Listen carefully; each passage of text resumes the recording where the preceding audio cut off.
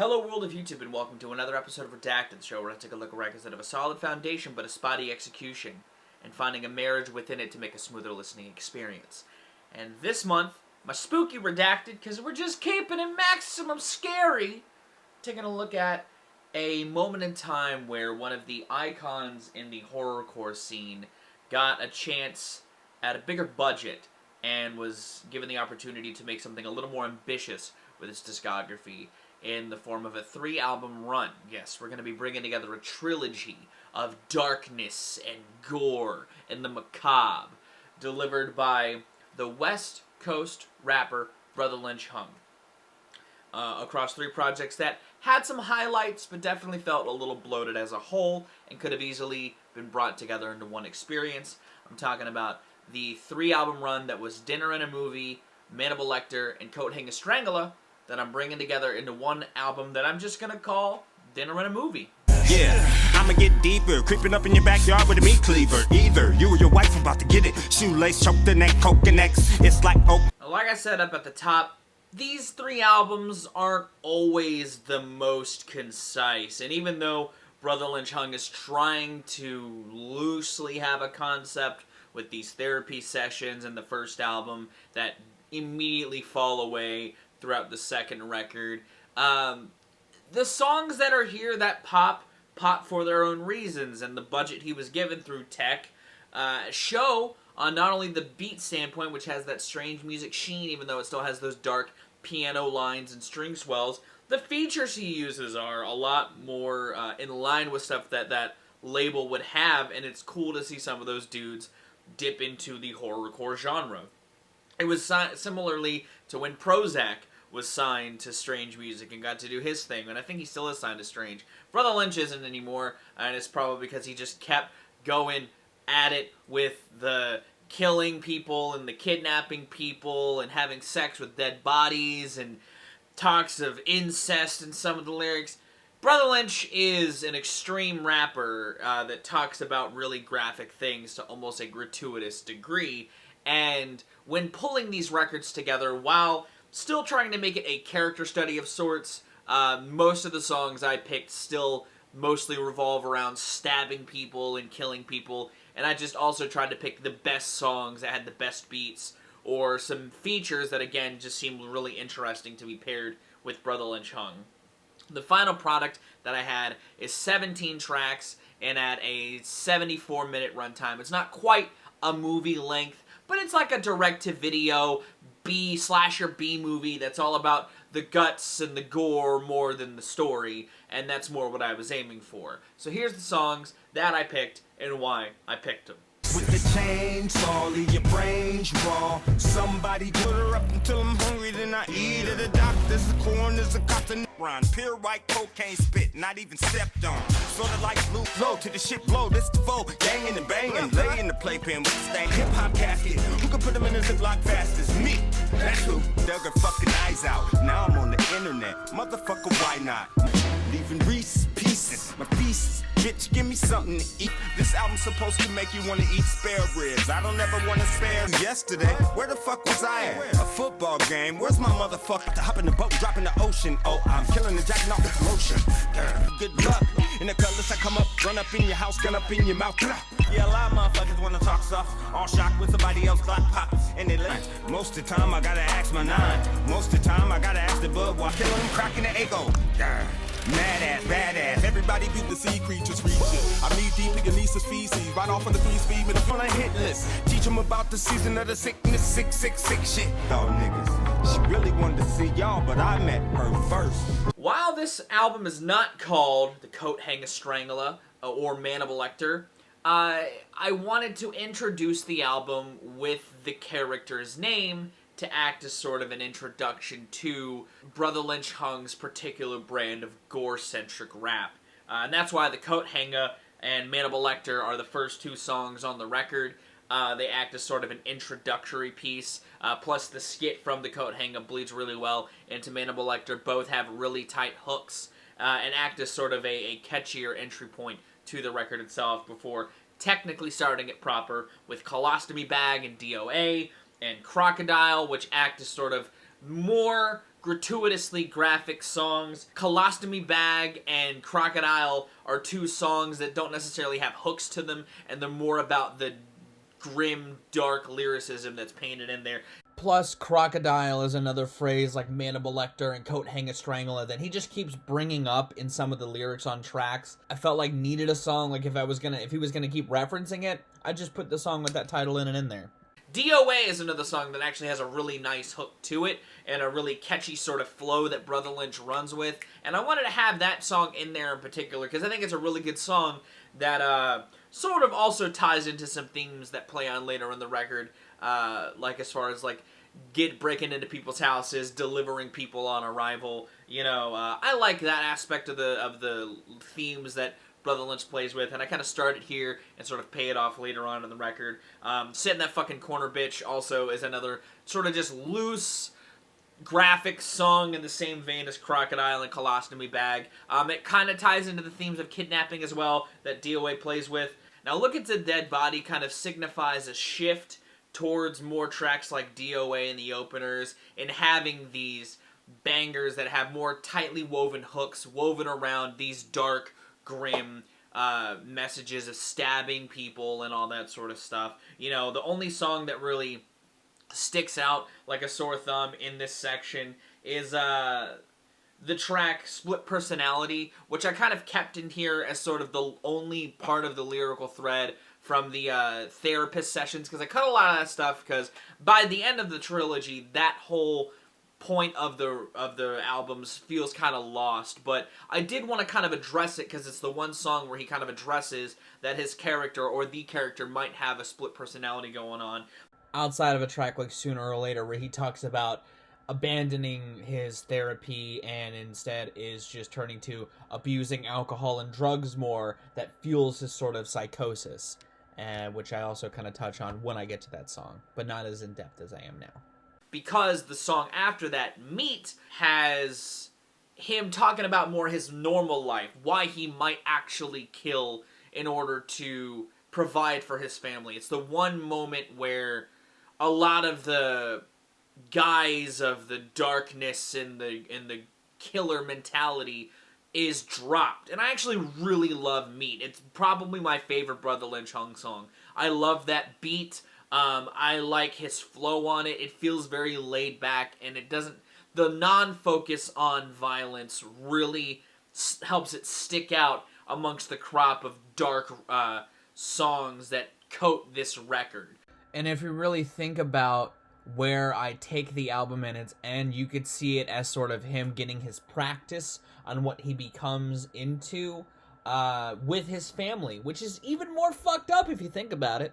And it actually showcases a little bit of light into the character himself, his life outside of the killing and stuff. You know, it talks about... It actually feels a little autobiographical at points because it talks about Brotha Lynch being signed to Strange Music, something else that comes up a lot throughout this record, of Brotha Lynch being signed to Strange and hoping that he makes it big because of it, even though all of these songs are of the same ilk in a way that feels very non-marketable, because following that up you have The Package, which features Yellow Wolf, so it's another kind of step-up track.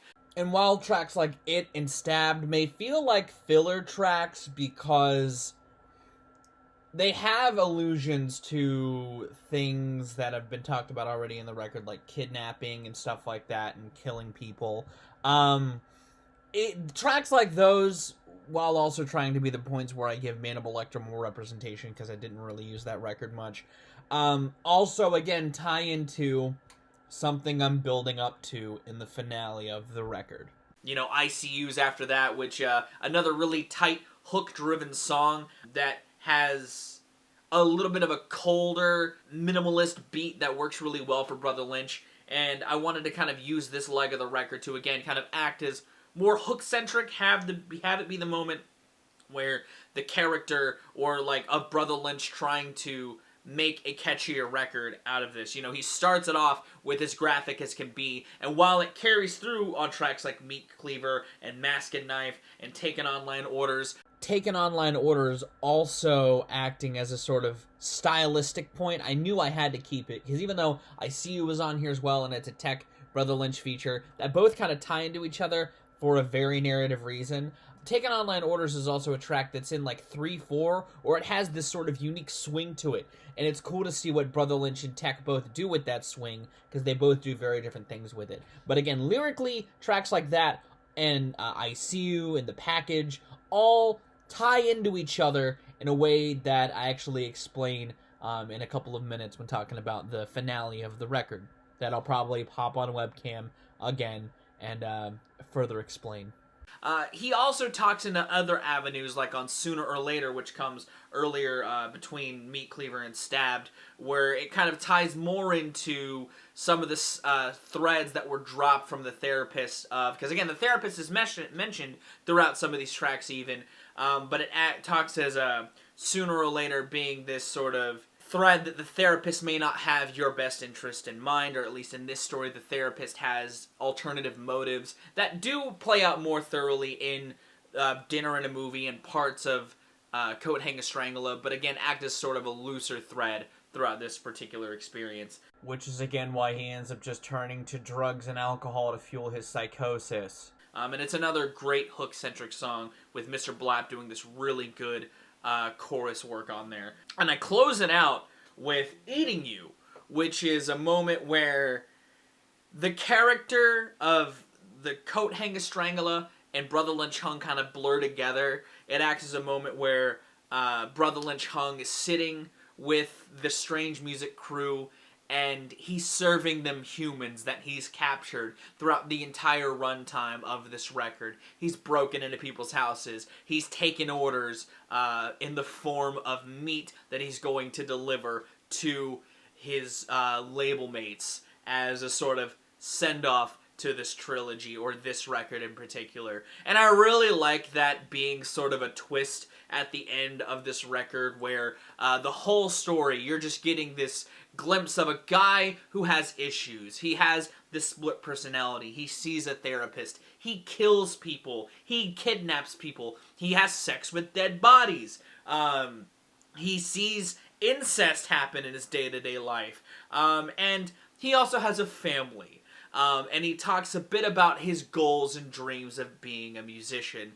And at the end of the record, I like the reveal of he actually is this big record guy, or he's an artist on a label, and he's using his hobbies, his side job, or his side passion of killing people, and using it as a thank you to his label mates. You know, while the record itself has not a whole lot of story, again, I wanted to frame it as a character study. The character of Mannibalector / an alternate universe Brotha Lynch Hung, where he actually kills people, kidnaps them, and feeds them to his friends. And you could also look at tracks that I've already mentioned before, like Stabbed, The Package, I See You, Taking Online Orders, as a sort of point where not only is Lynch doing this for his label mates, but he's doing it for adjacent friends to the label like Yellow Wolf and Hopsin. You know, he's even bringing Hopsin on to do his own thing with a body. You know, you get to see his experience.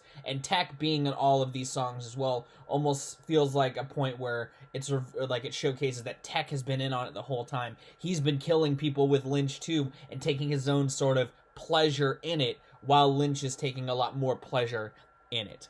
I don't know why, when looking through this track listing, I had a hard time finishing the record in a way that wasn't with Eating You, because it fits so very well in a record where he talks about his struggle, where he talks about darkness and the macabre. It feels really funny to me to end it with him feeding his victims that he's had throughout this entire album to his label mates. And that's why I ended it the way that I did. I know that this particular Redacted was a little all over the map in delivering it, but that's because this record isn't like other records that I've done Redacteds of, where there's like a clear thread in as far as like, this track fits here, I need a ballad at this point to sort of balance the runtime, I need to break up the pace a little bit. Brotha Lynch Hung is a very niche type of rapper. He makes a very specific type of music, and while I tried my best to make tracks bleed into each other really, really well, like the 1-2 punch in the beginning, or the 1-2 punch of Split Personality and Meat, or the 1-2 punch of meat Cleaver into Sooner or Later. Ultimately, I wanted to mostly focus on a bunch of tracks that work really well for the subject matter that Brotha Lynch Hung is rapping about, loosely giving it a concept / making it a character study on this serial killer person who's a rapper, and ultimately cut a lot of the fluff and tracks that were a little underwhelming across those 3 records. All of the skits I took out, except for the ones that were mixed in with the tracks themselves.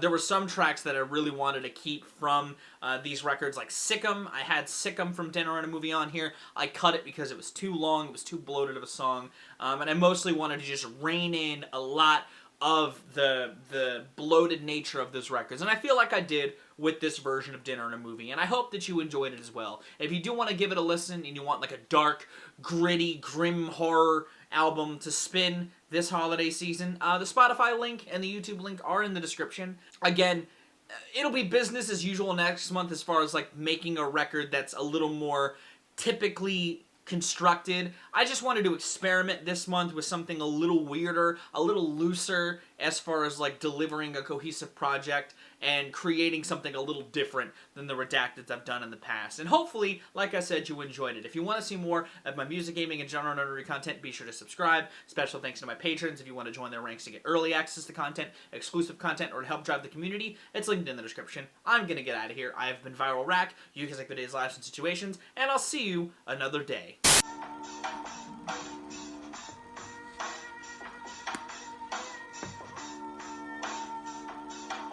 You